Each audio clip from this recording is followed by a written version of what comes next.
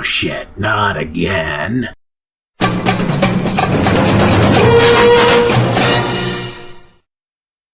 Greetings, fellow worker slaves, podcasting at 128 kilobits from the Fortress of Squalitude, near the Redneck Mecca. This is the Atheist in the Trailer Park podcast. I'm your host, Tucker. Professor Fuzznuts is in the kitchen eating some wet food, keeping him out of my hair for the first time today. And as you can no doubt tell, this isn't going to be a regular episode. The good news is there will be a regular episode out later on this week, probably Tuesday at the latest. America and I were supposed to record an episode this weekend, but I was sick on Saturday and she's sick tonight, so we're going to go for it tomorrow. Which means by the time I get it done, we get done gabbing and everything else, it'll be too late for me to edit and post it. So you'll probably get it on Tuesday. In the meantime, I figured I'd cut a brief episode, although I don't really know how long it's going to be. I haven't planned this out too well to tide you guys over until you get the real episode, and I'm sure all of you will be more than ecstatic to have America back. Probably the biggest news, if you could call it big news, is that the FBI has found a whole bunch of emails which are indirectly or possibly directly connected to Hillary Clinton's missing emails. Nobody knows. What we know, according to the media, is that the FBI has been investigating Anthony Weiner because he apparently was sexting a 15-year-old. Possibly even having sex with a 15-year-old. Don't know. He has been cooperating with the FBI and turned over a number of electronic devices, a laptop and a computer are ones I've heard, but there's probably more, to the FBI. And on these, they have found a grand total of 650,000 emails. Some of these emails are from Anthony Weiner's wife, well, soon-to-be ex-wife, her name is Huma, and she's a close advisor to Hillary. So there is some kind of connection to the campaign. Again, we don't know. We don't even know what the fuck is in the emails, but of course, everybody on Trump's side is making a huge fucking deal out of this because they're just certain that these emails will reveal that Hillary Clinton's guilty, blah, blah, blah. Truth of the matter is, whatever's in those emails, which, again, we don't know, it's not going to lead to Hillary getting prosecuted. Because, let's say this throws the election to Trump. I have no idea if it will or not, but we'll just throw that out there. He's not going to care once he becomes president what happens to Hillary. Yes, I know he said at the debate, oh, you'll be in jail. But that's not how this shit works out. Never is. There's all kinds of huge investigations, blah, blah, blah, that are promised before every election, and they fail to materialize once they get in, once, the new president takes office. Hillary, back in 2000, said that, she would put forth a constitutional amendment to do away with the Electoral College. We see where that went, don't we? And, there was supposed to be a thorough investigation of Bush's use of torture after Obama got elected. Okay. We know some of the details, but nobody's been prosecuted for it. So it's safe to say, even if Trump wins, Hillary's not going to jail. Of course, if Trump wins, we're all fucked. That is that. I just wanted to mention that, get that out of the way, because I'm sure it's going to be burning up the news cycle for a while, since it appears that Trump's campaign has taken his phone away from him and he can't tweet. I mean, from a strategic standpoint, keeping a lid on Trump right now is the best thing his campaign can do, because Trump's behavior in the past has been, whenever the attention of the media turns away from him, is to say something insanely outrageous so that the media focuses back on him. If he does something like that, then it destroys the chances of them cutting significantly into Hillary's lead, which, as of right now, Hillary's still about 6 points ahead of Trump in the polls. Of course, all those polls were taken before this latest news. We'll see what happens. I'm not even going to hazard a guess at this point. We're too close, and, well, speculation on such things in many ways is for idiots, because we just don't know what's going to happen. I say this, of course, after having just done some speculation, but mine's at least grounded in some reality and not stated in terms of certainty. There's already been a number of former prosecutors who've come out and said, no, we don't think this will result in Hillary getting charged, even if there does turn out to be something incriminating in it. Strange, that. Almost as if there's a special privilege for politically connected people. But, anyways, so what I'm going to do with the rest of this episode is go over a few news items that I didn't have time to put into the script I worked on for America and I. But believe me, you'll be getting a full hour out of the two of us this week. And these are all politically related, save for one of them, which I will get to now. And that comes from Christianity Today. New study showing 2 trillion galaxies in expanded universe confirms biblical teaching on astronomy. That's the headline of the article. And if you... the article begins... I'm not going to read the beginning of it because it goes into detail about the latest scientific estimates as to how big the galaxy is. And this is the work of a couple of astronomers who have looked at data from the Hubble telescope, and they're saying, well, some of the things that we think are stars are actually probably galaxies. So the universe is 10 times larger than previously thought, which is a pretty big huge. Then we get to the part of the article that I actually am going to read from because it's just so hysterically wrong. For Christians, however, highly advanced telescopes are not needed anymore to understand at least a glimmer of God's majestic creations. This is because the information backing up new space research is already in the Bible, according to Dr. Jason Lyle.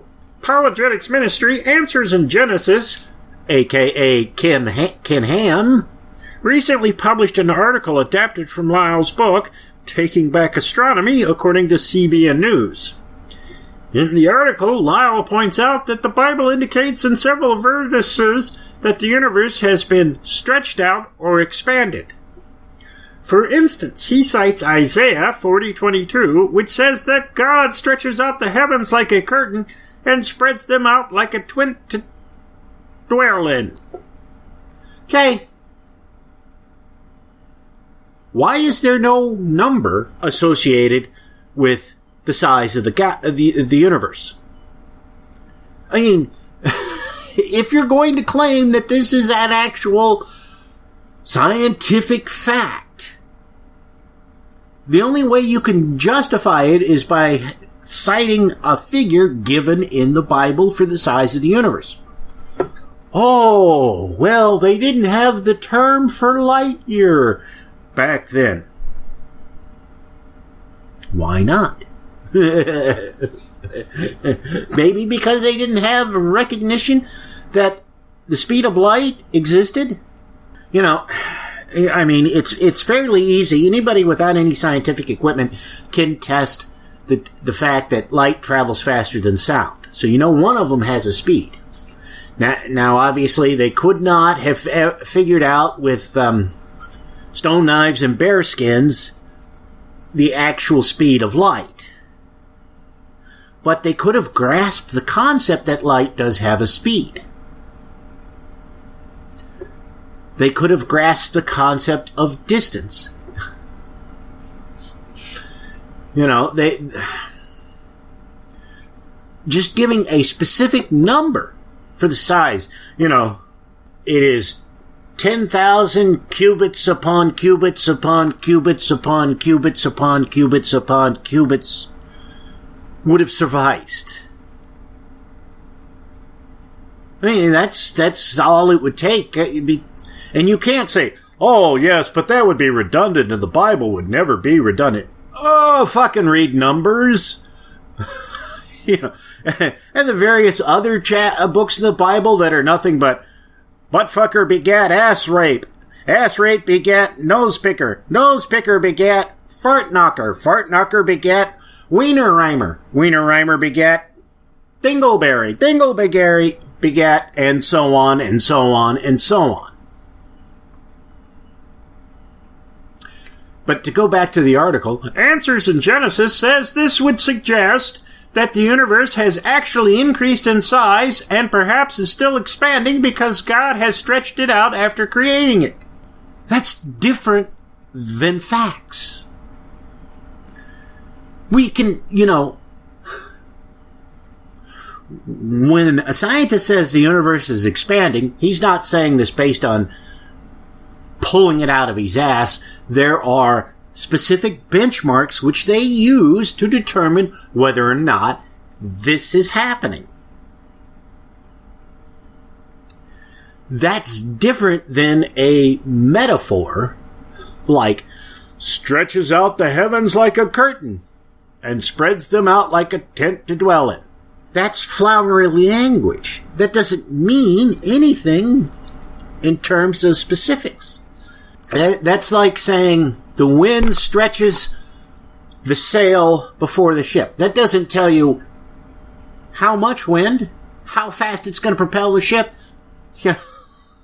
That's the useful information is the details, not the poetry. But,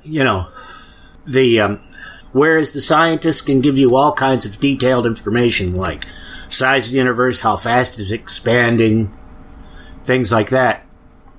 All the freaking Answers in Genesis folks can come up with is, yeah, I see these lines here, they say something, and we interpret that to mean this thing that, vaguely agrees with what you're talking about, and this was first, so it proves it was right because this thing over here. None of which matters. It doesn't count as scientific proof. It doesn't count as anything as other than poetry. Hell, we don't even really know when those verses were written or who wrote them or what their source for this information was. For all we know, they could have had a good mushroom trip. Okay. So, we'll get to the next couple of stories here, which are politically related. I can hardly talk. This first one comes from Fox17.com, which is the local Fox affiliate in Nash Vegas. Davidson County gas station with controversial sign says Shell debranded from the store. There is a photo of the sign at the gas station. They've got one of these digital signs where you can put in your own messages. The particular message that they have, which is hysterical, that the station chose to blur part of it because the part they didn't blur you can see an asterisk, so the station didn't put everything up clearly. The sign has hashtag Trump that bitch. Of course, it says B asterisk, and then apparently, although you can't tell because it's blurred out, the rest of the word. A Davidson County gas station says Shell has debranded from the store. Lewis Country Store has been making headlines since at least July, when the gas station had some choice words for Hillary Clinton. The current sign at the gas station in the 5100 block of Old Hickory Boulevard says, "Now that we have your attention, never forget Benghazi. She did it to them. She will do it to you," followed by an expletive hashtag and "all deplorables must vote November 8th. The store's manager says right now they have run out of unleaded and mid-grade gas and they won't be getting any more. The station still has premium and diesel fuel available. The store is also only taking cash as the credit card machine no longer works. So basically, they put up some rather controversial statements, and Shell, being smart business people, said, this could hurt our brand, so we're pulling our brand from your gas station. I would expect them to do something similar if the gas station had put "fuck Trump" up there. You know, argue what you will about businesses. Smart businesses know that overt involvement in politics can be very bad for business. They watch what they put they associate with.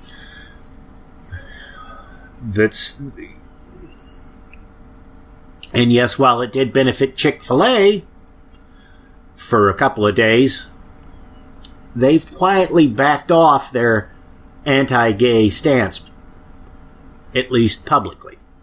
And, I mean, Shell replied with a bland, lawyerly written statement, which goes, similar to other major fuel brands, Shell retail fuels businesses in the U.S. primarily supplies quality motor fuels to wholesalers who operate under the Shell brand and sell Shell-branded fuels. Independent wholesalers must adhere to branding guidelines set forth in our licensing agreements. When there are violations, we ask that they are addressed. Continued violations could result in additional actions taken, including potential debranding of the site. We can confirm that Lewis Country Store, located at Old Hickory Boulevard and Ashland City Highway in northwest Davidson County, is no longer part of the Shell branded network. The store owners claim, that their employees and customers are backing the store 100%, which ought to tell you something about the mentality of folks in this area. Now, the question is going to be what will happen after the election, regardless of who wins. If the station will be able to get back their Shell branding, or if they'll even be able to get somebody else to brand them. Because most of the gas stations, regardless of what name you see on them these days, are independently owned, and they just buy their fuel. And as a matter of fact, in a lot of places, the fuel all comes, regardless of the name on the station, the fuel all comes from the same distributor. And you might be at a BP station, but that doesn't actually mean that there'll be BP gas in the tanks. It could be Shell gas or somebody else. It really depends on how careful the distributor is at monitoring who gets what. I know when I worked in one gas station in a town not too far from here, we got our gas from a company called Dupree. So did almost every other gas station in town, regardless of who their name was. It's just the way things work in the world. All right, and the last story comes from usatoday.com. Dana Perino, Trump candidacy has set GOP women adrift. Dana Perino, a former White House press secretary for President George W. Bush, personifies the GOP's looming crisis with women voters. And this is an interview with her. I'll skip the questions, basically, and just get to some of her answers. when asked who she's going to be voting for, she says, I do feel adrift as a Republican woman, maybe a woman without a party. You sort of feel like, I don't know if I belong anymore. Now, there are plenty of Republican women that support Donald Trump fervently and passionately without any hesitation. I just have hesitation, and I don't know what I'm going to do. I don't know if I'm even going to vote, and I have a perfect voting record. I think that a lot of women in their gut are concerned about the temperament and knowledge and experience, although they don't necessarily like Hillary Clinton. Unless the Republican Party changes either the way it talks about things like sexual assault or the way it approaches issues like paid maternity leave, they're going to risk losing women in the future. That's pretty fucking telling, if you ask me. I mean, she's, she was the mouthpiece for the Bush administration for years. And she's saying, well, the Republican Party's got to change on some issues. So, maybe there's hope. And when she was asked about Megyn Kelly and Newt Gingrich's recent dust-up with one another, Dana replied, I thought Megyn was exceedingly professional. I do think that it's a news story, and I don't think the news media is just making up the news story. When Trump, went to Gettysburg, and he made the Gettysburg Address, I called it the Gettysburg Redress of Grievances. Because substantively, if you're a Republican, you could read that speech or listen to it and say, I agree with all that. School choice, lower taxes, I'm for that. But adding the paragraph that he's going to sue all the women accusers after the election, one, to me, was about intimidation to make sure if you were thinking of coming out, don't. It's calling women liars, and it's putting them on the defensive. Look, we just went through a summer at Fox News where questions of sexual harassment came up. It's just beautiful to hear her say that. It really is. I mean, because, you get somebody who is blindly loyal to the party, now questioning it, gives you hope.